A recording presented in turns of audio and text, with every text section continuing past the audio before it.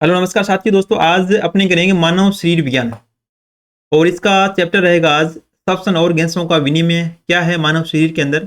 और इससे पूर्व अपने पादपों में श्वसन क्या है इसके बारे में जाना था। जिन्होंने भी ये वीडियो नहीं देखे हैं, 2 वीडियो इसके बारे में बनाए थे, वो यूट्यूब चैनल पर पड़े हैं, वहाँ से देख सकते हैं। क्योंकि पिछली बार यहीं से प्रश्न बना था, क्योंकि श्वसन वाला चैप्टर अपने सिलेबस में भी है, तो ये महत्वपूर्ण हो जाता है इसका करना भी। तो आज अपने पढ़ने वाले हैं श्वसन और गैसों का विनिमय। दोस्तों इसके साथ ही अपनी एक टेस्ट सीरीज है जो स्पेशली साइंस मैथ्स के लिए चल रही है, जो आपको मिलेगी 9 क्लास के ऐप पर मिलेगी, जिसमें टोटल 15 टेस्ट है और 12 टेस्ट माइनर है, टॉपिक वाइज है जो, और 2 रिवीजन टेस्ट है और एक इसमें मेजर टेस्ट है। इसको भी आप ज्वाइन कर सकते हो। और साथ साथ में आपका ये भी रिकवरी रहेगा कि आप कितने पढ़ रहे हैं और कितना सिलेबस कवर कर रहे हैं, कितने नंबर आ रहे हैं। तो क्योंकि टेस्ट सीरीज देना एक अपने आप में जरूरी होता है, जिसको भी ज्वाइन कर सकते हो। चलिए आज का चैप्टर करेंगे अपने मानव शरीर विज्ञान के श्वसन के बारे में पढ़ेंगे। तो आज का चैप्टर स्टार्ट करते हैं। ये देखिएगा, इकाई नंबर 5 है मानव शरीर विज्ञान, और इसके साथ में जानेंगे इसके अलावा भी इसमें क्या क्या अपने पढ़ने वाले हैं। मानव शरीर विज्ञान के बारे में जो अपनी इकाई है, इसमें आज फर्स्ट रहेगा अध्याय नंबर 14 अपने करेंगे। इसमें श्वसन और गैसों का विनिमय ये क्या है इसके बारे में पढ़ेंगे। और नेक्स्ट पढ़ेंगे शरीर द्रव्य परिसंचरण। यहाँ से पिछली बार प्रश्न आया था, रक्त से संबंधित है ये सारा परिसंचरण है, इसके बारे में जानेंगे। और इसके बाद उत्सर्जी भाग क्या है, उत्पाद है, उनका निष्कासन है, मानव शरीर के कौन कौन से अंग है उत्सर्जी करते हैं, ये इसमें पढ़ने वाले हैं। और इसके बाद देखो कौन कौन से आएंगे। और इसके बाद 17, 18 और 19 नंबर गमन एवं संचलन है, तंत्रकीय नियंत्रण और समन्वय, ये अपने मुख्य नाम से चैप्टर दे रखे हैं। और रासायनिक समन्वय और एकीकरण क्या है, ये इसमें पढ़ने वाले हैं। और इसमें जानेंगे कौन कौन से महत्वपूर्ण प्रश्न बनने वाले हैं। तो चलिए स्टार्ट करते हैं आज का अध्याय नंबर 14। दोस्तों एक बार वीडियो को लाइक कर दो जितने भी साथी जुड़े हुए हैं, और साथ में अपने दोस्तों को भी शेयर कर दिया करो, और कमेंट जरूर किया करो कि आपको वीडियो किस प्रकार लग रहे हैं। कुछ कमी हो तो भी बताया करो, इस कमी को पूरा किया जाएगा, क्योंकि बहुत सी कमियां थोड़ी रह जाती है। तो आपकी पूरी सहायता यहाँ पर की जाएगी। साइंस मैथ के जितने भी विद्यार्थी हैं, पूरा अपना चल रहा है कि 150 नंबरों का मास्टर स्ट्रोक यहाँ पर चलेगा। धीरे धीरे सभी प्रकार की वीडियो आपको मिलने वाले हैं। तो श्वसन और गैसों का विनिमय है जो अध्याय नंबर 14 है, ये अपने पढ़ने वाले हैं। इसमें श्वसन के अंग क्या है, श्वसन की क्रियाविधि क्या है, गैसों का विनिमय किस प्रकार होता है, गैसों का अभिगमन क्या है, श्वसन का नियंत्रण और श्वसन संबंधी विकार कौन कौन से है, ये पढ़ेंगे अपने। देखो इसमें संजीव पादप पोषक तत्वों जैसे ग्लूकोज को तोड़ने के लिए ऑक्सीजन का परोक्ष रूप से उपयोग करते हैं। जो अपने पढ़ा था पादप श्वसन के बारे में पढ़ा था, ग्लूकोज को तोड़ने के लिए ऑक्सीजन का यूज होता श्वास के माध्यम से, जिसमें विभिन्न क्रियाओं को संपादित करते हुए आवश्यक ऊर्जा प्राप्त होती है। उपरोक्त अपचयी क्रियाओं में कार्बन डाइऑक्साइड भी मुक्त होती है, यानी कि ऑक्सीजन का उपयोग करके ग्लूकोज को तोड़ने के साथ इसके उत्पाद के रूप में अपने को कार्बन डाइऑक्साइड भी मुक्त होती है, जो हानिकारक है। इसलिए यह आवश्यक है कि कोशिकाओं को लगातार ऑक्सीजन उपलब्ध कराई जाए और कार्बन डाइऑक्साइड को बाहर मुक्त किया जाए। वायुमंडलीय ऑक्सीजन और कोशिकाओं में उत्पन्न कार्बन डाइऑक्साइड के आदान प्रदान यानी कि विनिमय की इस प्रक्रिया को क्या कहते हैं, ब्रीथिंग कहते हैं, श्वसन की क्रिया कहते हैं। रेस्पिरेशन या ब्रीथिंग की क्रिया इसको कहा जाता है, यानी कि ऑक्सीजन को कोशिकाओं तक पहुंचाना और कार्बन डाइऑक्साइड गैस को शरीर से बाहर निकालने की क्रिया को क्या कहते हैं, रेस्पिरेशन या श्वसन की क्रिया या ब्रीथिंग या श्वसन कहते हैं। अपने हाथों को अपने सीने पर रखिए, आप सीने को ऊपर नीचे होते हुए अनुभव करते हैं। इसका मतलब क्या हुआ, ये प्रक्रिया किसके माध्यम से हो रही है, श्वसन की क्रिया के माध्यम से हो रही है। सीना क्या होगा, सीने में क्या होंगे, फेफड़े हैं 2, तो वो कभी ऊपर हो रही है कभी नीचे हो रही है, ये प्रक्रिया श्वसन की प्रक्रिया चल रही है। ठीक है, चलिए इनके श्वसन जो है हमारे शरीर के लिए बहुत ज्यादा आवश्यक है। देखो श्वसन के अंग देखो, प्राणियों के विभिन्न वर्गों के बीच श्वसन की क्रिया विधि उनके निवास और संगठन के अनुसार बदलती है। निम्न एक सेरेको जीव जैसे स्पंज है, सिल्ट्रेटा है, चपटेक्रमी आदि ऑक्सीजन और कार्बन डाइऑक्साइड का आदान प्रदान अपने सारे शरीर की सतह से सरल विसरण द्वारा करते हैं। शरीर की सतह से करते हैं। देखो ये श्वसन की क्रिया कहाँ से करेंगे, अगर आपसे पूछ ले कि निम्न में से कौन सी जीव है जो शरीर के सतह से श्वसन की क्रिया करते हैं, इसमें स्पंज आ जाएगा, सिलिंट्रेटा आ जाएगा और चपटाक्रमी आ जाएगा। और केंचुआ, देखो केंचुआ है अपनी आर्द्र क्यूटिकल को श्वसन के लिए उपयोग में लेता है। आर्द्र जो क्यूटिकल है सब केंचुआ की, वहां से क्या करता है, श्वसन की क्रिया करता है। कीटों के शरीर में नलिकाओं का एक जाल होता है, श्वसन नलिकाएं होते हैं, जिससे वातावरण की वायु का उनके शरीर में आदान प्रदान करता है। जो जितने भी कीट है उनके शरीर पर कोशिकाओं का जाल होता है, नलिकाओं का जाल होता है, वहां से क्या करते हैं, श्वसन की क्रिया संपन्न करते हैं।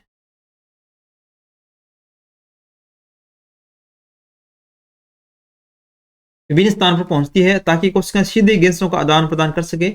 जलीय ऑर्थोपोडा है, मोलस्का में सबसे तेज सहवनीय संरचना क्लोम गिल में होती है। ये याद रखना आप, ऑर्थोपोडा जाति की है और मोलस्का जाति के जितने भी जीव है वो क्या करते हैं, क्लोम या गिल की सहायता से क्या करते हैं, श्वसन की क्रिया को संपन्न करते हैं। जबकि स्थलचर प्राणियों में सबसे विशेष सहवनीय थैली फुफ्फुस फेफड़े द्वारा होता है। तो स्थलचर है प्राणी है वो क्या करते हैं, फेफड़ों के माध्यम से क्या करते हैं या फुफ्फुस के माध्यम से क्या करते हैं, श्वसन की क्रिया को संपन्न करते हैं। कैसरुकु जैसे मछलियां है क्लोम या गिल के द्वारा करती है। जबकि एफेबिया वर्का जैसे उभयचर है, सरीसृप है, पक्षी है, स्तनधारी है, ये क्या करेंगे, फेफड़ों के श्वसन करते हैं, फेफड़ों के माध्यम से श्वसन करेंगे। तो इसमें नाम याद रखना, जैसे सरीसृप हो गया, आपसे पूछ लिया सरीसृप है का श्वसनांग कौन सा, फेफड़ा। पक्षी का श्वसनांग कौन सा होगा, फेफड़ा हो गया। स्तनधारी का कौन सा हो गया, फेफड़ा हो गया। एफेबिया वर्ग का जो उभयचर है उनका क्या होगा, फेफड़ा हो गया। उभयचर जैसे मेंढक है अपने आर्द्र त्वचा से, ये इंपॉर्टेंट प्रश्न लगा सकते हो, मेंढक है निम्न में से अपने किस भाग से श्वसन की क्रिया को संपन्न करता है, त्वचा से करता है। जैसे आपने पढ़ा हुआ प्रयोग के वक्त, कभी बायोलॉजी वाले अच्छी तरह से जानते हैं। क्योंकि मेंढक की अगर उसकी त्वचा पर नमक छिड़क दें तो उसकी क्या हो जाएगी, मृत्यु हो जाती है। क्योंकि श्वसन की क्रिया वो अपनी क्या कर रही है, त्वचा से कर रहे हैं। क्योंकि इसके जो अंग है गैसों के आदान प्रदान करने वाले वो क्या आ जाएंगे, इससे नमक की सहायता से बंद हो जाएंगे, तो उसकी क्या हो जाएगी, मृत्यु हो जाती है।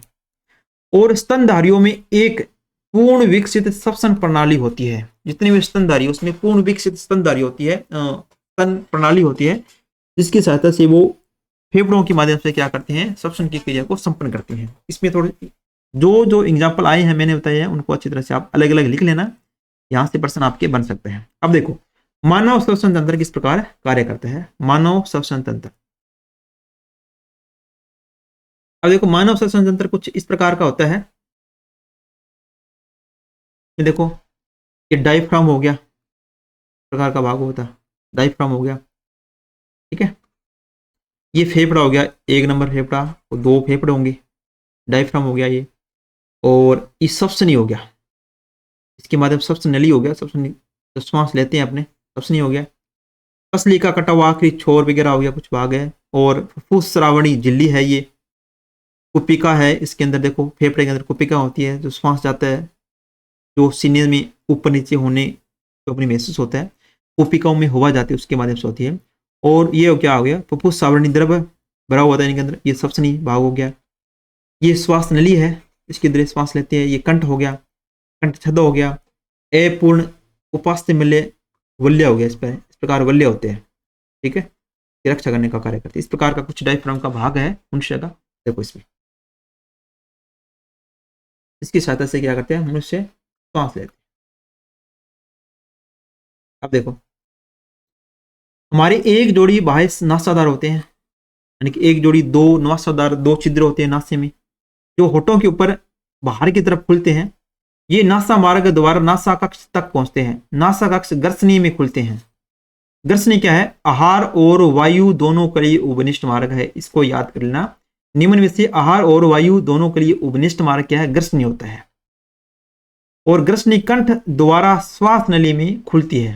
ग्रसनी कहाँ खुलती है, श्वास नली में खुलती है, कंठ के द्वारा।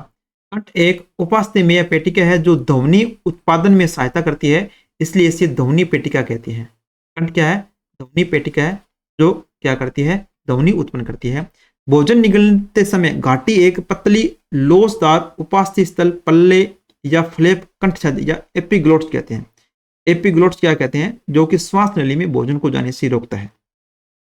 इसे आहार ग्रसने के कंठ में प्रवेश न कर सके। श्वास नली एक सीधी नलिका है जो वक्ष द्वारा वक्ष गुहा के मध्य तक पांचवी वक्षीय के सुरुकित तक जाकर दाई और दो प्राथमिक श्वसनियों में विभाजित हो जाती है।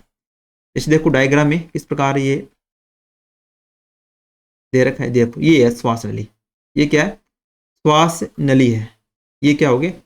बाएं और दाएं इस प्रकार मिल जाती है आगे, ठीक है।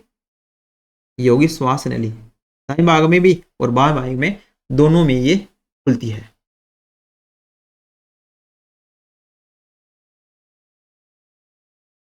दो प्राथमिक श्वसनियों में विभाजित होती है। प्रत्येक श्वसनी कई बार विभाजित होते हुए द्वितीयक एवं तृतीयक स्तर की श्वसनिका और बहुत पतली अंतस्थ श्वसनियों में समाप्त होती है। श्वास नली प्राथमिक, द्वितीयक एवं तृतीयक श्वसनी तथा प्रारंभिक श्वसनिकाएं अपूर्ण उपास्थि स्थल वल्यों में आलंबित होती है।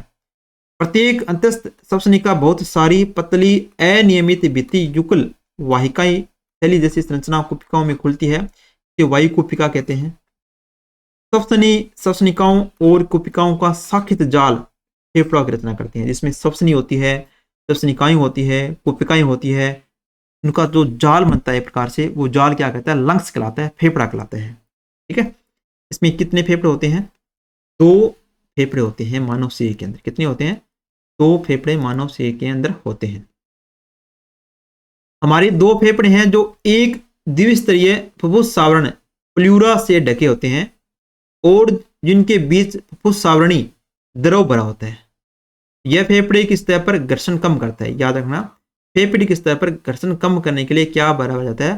फुफ्फुस आवरणी द्रव भरा जाता है। जो बाहरी फुफ्फुस आवरणी झिल्ली वक्षीय परत के निकट संपर्क में रहती है, जबकि आंतरिक फुफ्फुस आवरणी झिल्ली फेफड़े की सतह के संपर्क में रहती है। बाह्य नासारंध्र से अंतस्थ श्वसनिकाओं तक भाग चालन भाग, जबकि कुपिकाओं एवं उनकी नलिकाओं श्वसन तंत्र का श्वसन या विनिमय भाग गठित रहता है, ठीक है। इसमें जो भाग होते हैं, देखो यहां से डायग्राम के द्वारा, ये देखो ये होते हैं भाग। इसमें श्वसनिका, फुफ्फुस आवरणी झिल्ली है, कुपिका जो होती है शरीर के अंदर, फुफ्फुस आवरणी द्रव जो भरा होता है यहाँ पर, श्वसनी भाग हो गया, ठीक है। ये श्वसनी हो गया, यहाँ से ये इसके छल्ले हो गए ऊपर की ओर, श्वास नली का छल्ले होते हैं, ये दाएं भाग में खुल रही है। ये कुछ यहाँ पर बात चल रही है। यहाँ पर देखो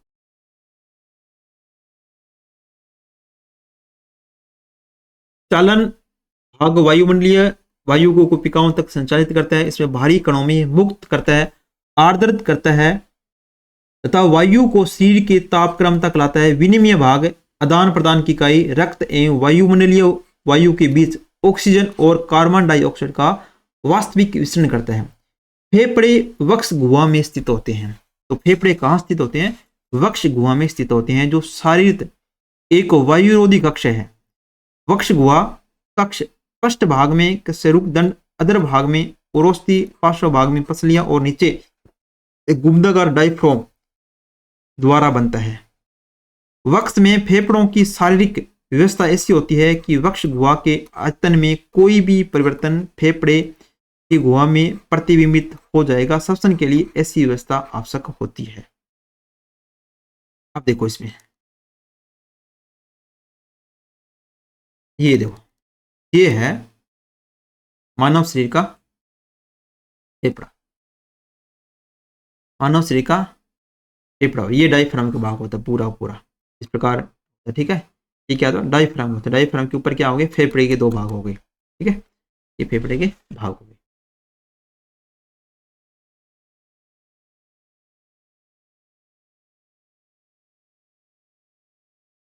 देखो इसमें श्वसन में निम्नलिखित चरण सम्मिलित होते। चरण कौन कौन से होते हैं श्वसन की प्रक्रिया में? श्वसन या फुफ्फुसी स्वातन, जिसमें वायुमंडलीय वायु अंतरिक्ष खींची जाती है। पहले क्या होता है? स्वातन की प्रक्रिया होती है। इसमें स्वातन क्या होता है? वायुमंडल में जो वायु होती है वो अंदर की तरफ खींची जाती है और कार्बन डाइऑक्साइड से भरपूर कुपिका की वायु को बाहर मुक्त किया जाता है।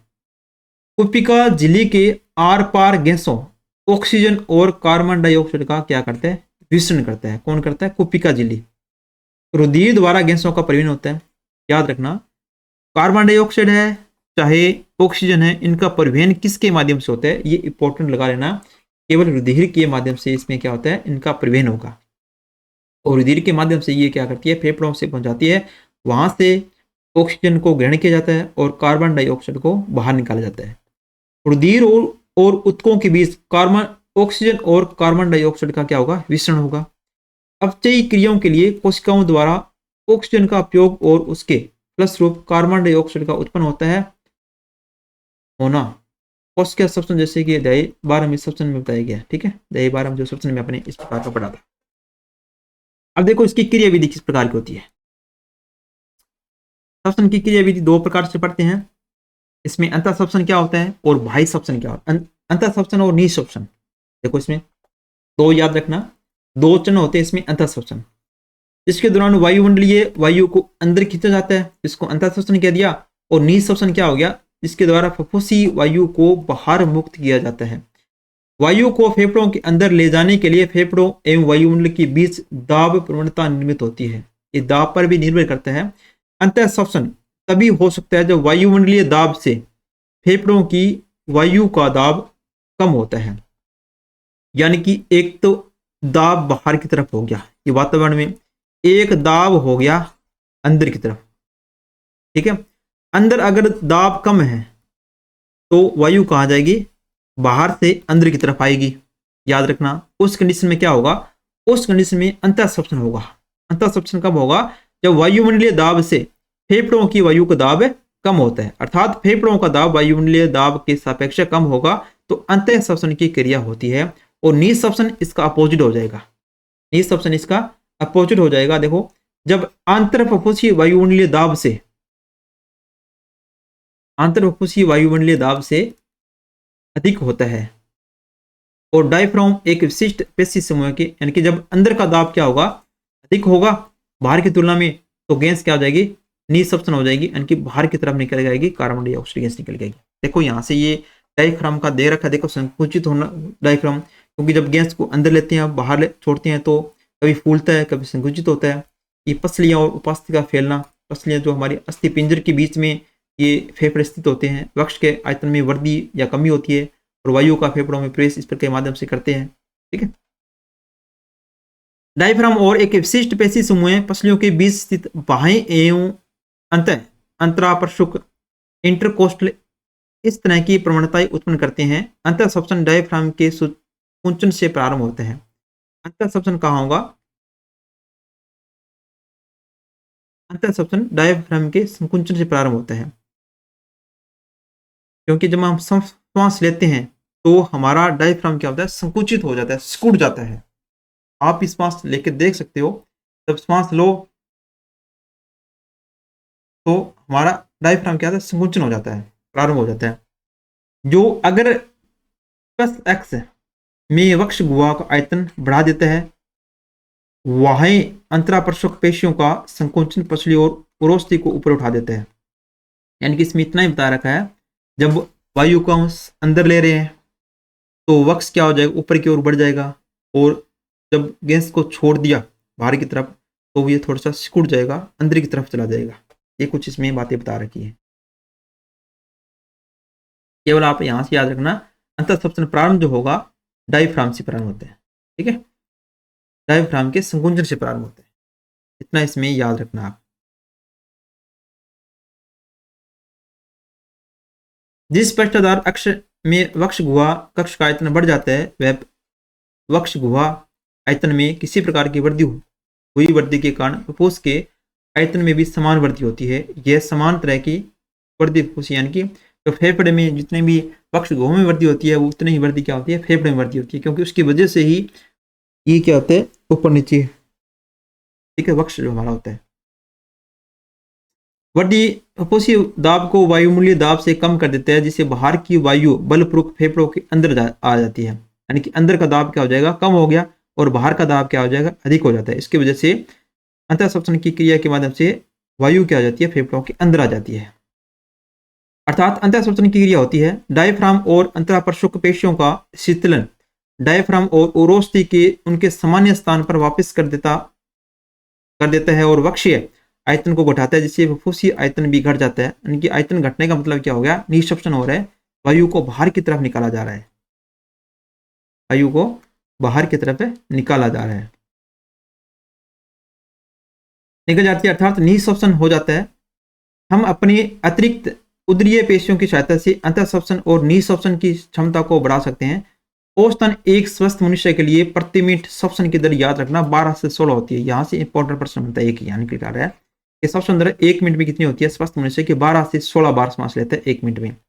और श्वसन गतिविधियों में सम्मिलित वायु के आयतन का आकलन करने के लिए किस उपकरण का किया जाता है, स्पाइरोमीटर की सहायता से, स्पाइरोमीटर की सहायता से मापा जाता है, जो फुफ्फुसी कार्यकलापों को निदानिक मूल्यांकन के बारे में सहायक देते हैं। ठीक है, इसके द्वारा मापा जाता है।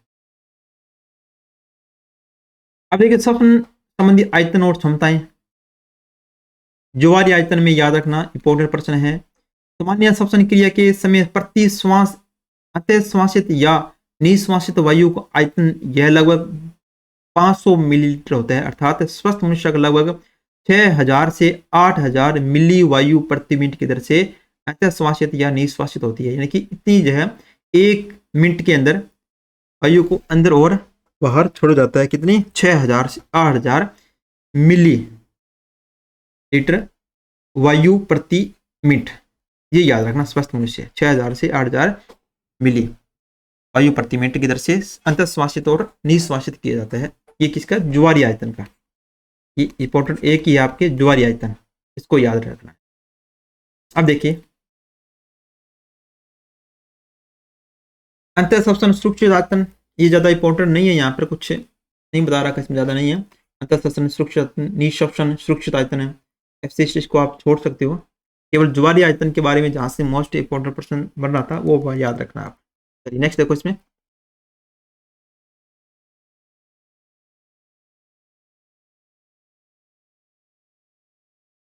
अब देखो गैसों का विनिमय,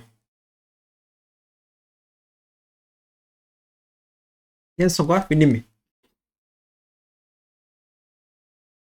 कुपिकाएं गैसों के विनिमय के लिए प्राथमिक स्थल होती है। कुपिकाएं क्या करती हैं, गैसों का आदान प्रदान करती हैं। गैसों का विनिमय रक्त और ऊतकों के बीच में होता है। इन स्थलों पर ऑक्सीजन और कार्बन डाइऑक्साइड का विनिमय दाब अथवा सांद्रता प्रवणता के आधार पर सरल विसरण द्वारा होता है। गैसों के घुलनशीलता के साथ साथ विसरण में सम्मिलित झिल्लियों में मोटाई भी विसरण की दर को प्रभावित करने वाले कुछ महत्वपूर्ण घटक होती है। गैसों का विनिमय याद रखना, रक्त के माध्यम से कार्बन डाइऑक्साइड और ऑक्सीजन का विनिमय होता है।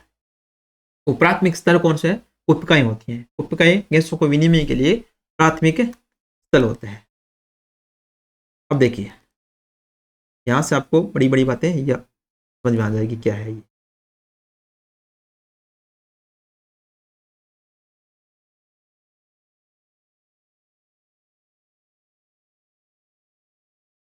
अब देखो ये आगे अपने वायु, कुपिका वायु, ठीक है, कुपिका वायु होगी, निःश्वसित वायु है, अंतःश्वसित अंदर के लिए जो वायु जा रही है और बाहर की तरफ वायु जा रही है। यहाँ पर अपने फेफड़े हैं और नीचे की तरफ यहाँ पर ये आगे रक्त नलिका है और ये अपना आ गया हृदय, ये है हार्ट है,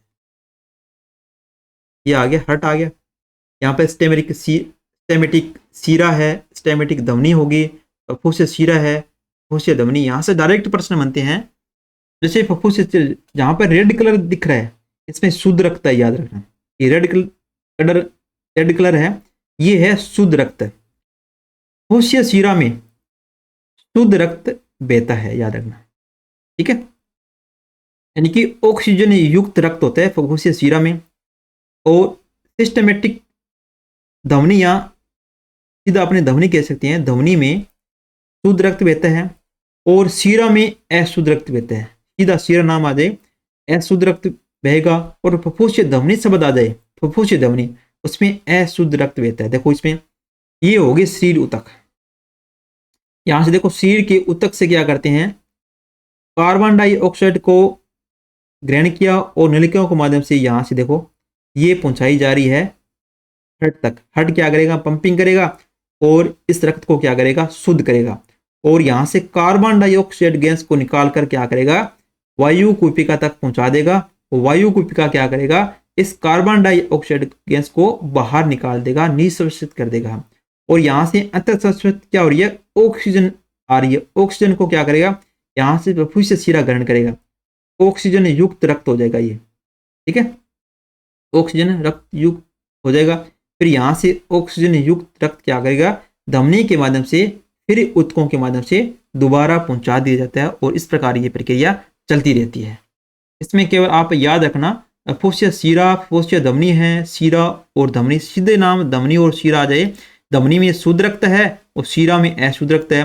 जब फुफ्फुसीय शब्द जोड़ दिया जाए, फुफ्फुसीय धमनी में अशुद्ध हो जाएगा और फुफ्फुसीय शिरा में शुद्ध रक्त हो जाएगा। ये आप यहाँ से याद रखना। इस प्रकार ये श्वसन की प्रक्रिया के माध्यम से रक्त को शुद्ध किया जाता है।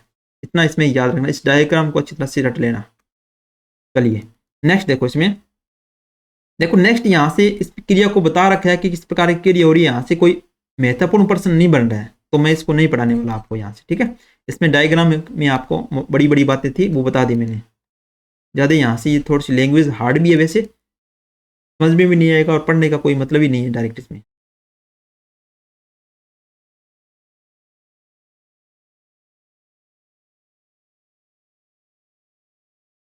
यहाँ से केवल एक याद रखना, ये कुपिका की पतली सल्की उपकला, सल्की एपिथेलियम ऊतक से बनी होती है। कुपिका की याद रखना। यहाँ से प्रश्न बनता है, कुपिका की पतली सल्की उपकला जो है किससे बनी होती है, सल्की एपिथेलियम ऊतक जो होता है, अपने ऊतक वाले चैप्टर में ये पढ़ेंगे, वहां से बनी होती है। ऊतक सल्की एपिथेलियम याद रखना, जो कुपिका की बनी होती है, कुपिका की बनी होती है, इतना ही है। और इसमें कुपिकाओं को आकार बता रखा है कि किस प्रकार आकार बढ़ेगा घटेगा, वायु अंदर आएगी, वायु को बाहर छोड़ेंगे रक्त के माध्यम से, ठीक है, ऑक्सीजन का कार्बन डाइऑक्साइड का परिवहन होगा। ये कुछ इसमें प्रक्रियाओं के बारे में बता रखा है, यहाँ पर ज़्यादा कोई महत्वपूर्ण नहीं बन रहा है, तो पढ़ने का कोई सार भी नहीं है। अब देखो, ये देखो आप, गैसों का परिवहन, इसको याद रखना है। ऑक्सीजन और कार्बन डाइऑक्साइड के परिवहन का माध्यम रक्त होता है, याद रखना।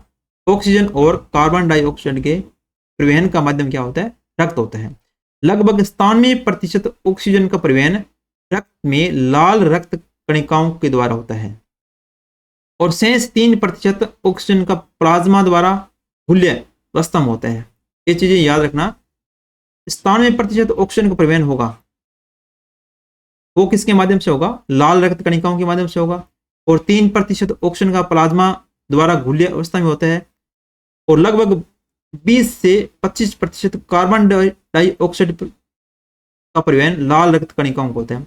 और कार्बन डाइऑक्साइड की बात करें, कार्बन डाइऑक्साइड का जो परिवहन होता है केवल 20 से 25% ही लाल रक्त कणिकाएं करती है। और 70% का बाइकार्बोनेट के रूप में क्या होता है, अभिगमित होता है, अभिगमित। और 20 से 25% कार्बन डाइऑक्साइड का परिवहन लाल रक्त कणिका द्वारा होता है और 70% बाइकार्बोनेट के रूप में अभिगमित होती है। और लगभग 7% जो होगी कार्बन डाइऑक्साइड प्लाज्मा द्वारा घुल्य अवस्था में होती है। इनकी अवस्थाओं की मात्रा थोड़ा आप याद रखना। अब देखिए ऑक्सीजन का परिवहन क्या होगा, इसमें यहाँ से 2-3 प्रश्न बनते हैं अपने, वो अपन देख लेते हैं। अब देखो इसमें ऑक्सीजन हीमोग्लोबिन का वियोजन चक्कर इसमें दे रखा है। देखो हीमोग्लोबिन क्या होता है, लाल रक्त कणिकाओं में स्थित एक लाल रक्त का लोहायुक्त वर्णक है। यानी कि लाल रक्त कणिकाओं में स्थित एक लाल रंग का लोहायुक्त वर्णक को क्या कहते हैं, हीमोग्लोबिन कहते हैं। एक तो प्रश्न ये बनता है। सेकंड ये बनता है कि हीमोग्लोबिन में कौन सी धातु पाई जाती है, तो लोहायुक्त यानी कि आयरन पाया जाता है। सेकंड प्रश्न यहाँ से ये बन गया।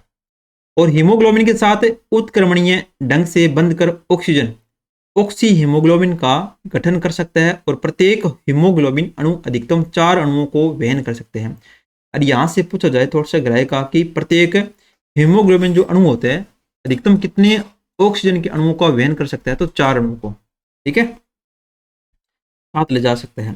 हीमोग्लोबिन के साथ ऑक्सीजन का बंधना प्राथमिक तौर पर ऑक्सीजन के आंशिक दाब से संबंधित है और कार्बन डाइऑक्साइड का आंशिक दाब, हाइड्रोजन आयन सांद्रता और तापक्रम कुछ अन्य कारक है जो इस बंधन को बाधित कर सकते हैं। हीमोग्लोबिन के ऑक्सीजन से प्रतिशत संतृप्ति को PO2 सापेक्ष आलेखित क्रम, इसमें आलेख के द्वारा बताया गया, ज़्यादा इसमें यहाँ से नहीं है। वक्र को वियोजन वक्र कहते हैं, जो हीमोग्लोबिन के ऑक्सीजन बंधन को प्रभावित करने वाले इनको छोड़ो आप, यहाँ से इतना याद इसमें रखना आप, ठीक है। इसमें वक्र के बारे में बता रखा है क्या क्या चीज़ें इसमें होती है।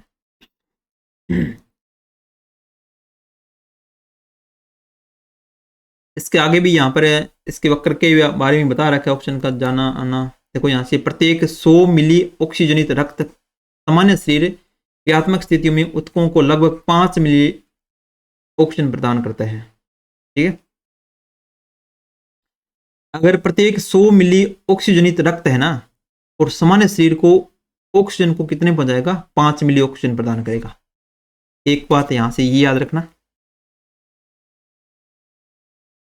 ऑक्सीजन के लिए है 100 मिली, अगर ऑक्सीजन जनित रक्त है तो 5 मिली ऑक्सीजन प्रदान करता है ऊतकों को। यहां से ये बात निकल के आ रही है मेन। और कार्बन डाइऑक्साइड के लिए भी देखो दे रखा है, और कार्बन डाइऑक्साइड के लिए 100 मिली वी ऑक्सीजनित रक्त द्वारा कुपिका में लगभग कार्बन डाइऑक्साइड की 4 मिली मात्रा मुक्त होती है, 4 मिली मात्रा मुक्त होती है। और यहाँ पर ऑक्सीजन जनित है जो रक्त है 100 मिली, वो 5 मिली ऑक्सीजन प्रदान करेगा, और कार्बन डाइऑक्साइड की यहाँ से 4 मिली है 100 मिली विऑक्सीजनित रक्त में। ये दो बातें याद यहाँ से याद रखना आप, ऑक्सीजन और कार्बन डाइऑक्साइड गैस का जो परिवहन होता है उस प्रकार में। और बीच में दो चीजें दे रखी हैं, ये वैसे भी समझ में नहीं आने वाला, ठीक है। थोड़ी प्रक्रिया इसमें इस प्रकार हीमोग्लोबिन कार्बन डाइऑक्साइड के साथ मिलता है, ऑक्सीजन के साथ मिलता है, कितने प्रतिशत बाहर निकालता है, इसमें कुछ प्रक्रियाओं के बारे में बता रखा है। इसको छोड़ो आप, यहाँ से कुछ प्रश्न नहीं मिल रहा, केवल ये प्रश्न यहाँ पर याद रखना, 2 प्रश्न है। 5 मिली है ऑक्सीजन का परिवहन करेगा ऑक्सीजन, ठीक है, ऑक्सीजनित रक्त है, और यहाँ पर वी ऑक्सीजनित रक्त 4 मिली मात्रा को मुक्त करता है कार्बन डाइऑक्साइड गैस को। यहाँ से 2 याद आप याद रखिएगा। अब देखिए श्वसन का नियमन किस प्रकार होता है। श्वसन का नियमन यहाँ से देखो 2-3 प्रश्न में आपके बनेंगे। मानव में अपने शरीर के ऊतकों की मांग के अनुरूप श्वसन की लेय को संतुलित और स्थिर बनाए रखने की एक महत्वपूर्ण क्षमता है। यह नियमन तंत्रिका तंत्र द्वारा संपन्न होता है। मस्तिष्क के मेंडुला क्षेत्र में एक विशिष्ट श्वसन लेय केंद्र विद्यमान होता है जो मुख्य रूप से श्वसन के नियमन के लिए उत्तरदायी होता है। यानी कि श्वसन के लिए जो केंद्र कहाँ स्थित होता है, मनुष्य के मस्तिष्क के मेंडुला क्षेत्र में होता है, ठीक है, याद रखना। और मस्तिष्क के पोंस क्षेत्र में एक अन्य केंद्र स्थित होता है जो श्वास प्रभावी यानी कि श्वास अनुचन केंद्र कहते हैं। श्वसन केंद्र पोंस क्षेत्र में 2 याद रखना श्वसन केंद्र, एक तो पोंस क्षेत्र हो गया मनुष्य क्षेत्र का, एक हो गया मेंडुला क्षेत्र में, ठीक है, यहां से भी इसको प्रभावित करता है, ठीक है, संतुलन करता है श्वसन को। एक हो गया पोंस क्षेत्र, मुख्य रूप से पोंस क्षेत्र होता है जो श्वसन लेय केंद्र के कार्यों को सुधार कर सकता है। इस केंद्र के तंत्रिका संकेत अंतः श्वसन की अवधि को कम कर सकते हैं और इस प्रकार श्वसन दर को परिवर्तित कर सकते हैं। लेय केंद्र के पास एक रसास्वेदी केंद्र लेय केंद्र के अति संवेदी मानता है। यहाँ से 2 प्रश्न बन रहे हैं। मंडूलीय क्षेत्र में श्वसन केंद्र है मस्तिष्क के, और पोंस क्षेत्र होता है श्वसन केंद्र होता है। ये महत्वपूर्ण है यहाँ से, ठीक है, इन दोनों को आप याद रखना।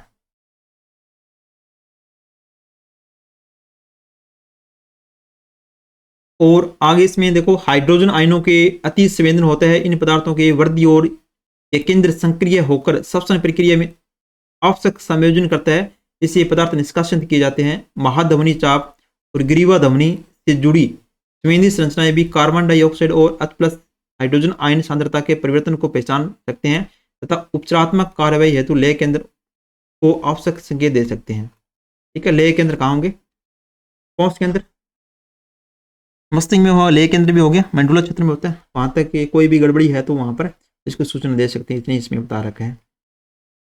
अब देखिए श्वसन के विकार देखो कौन कौन से हैं।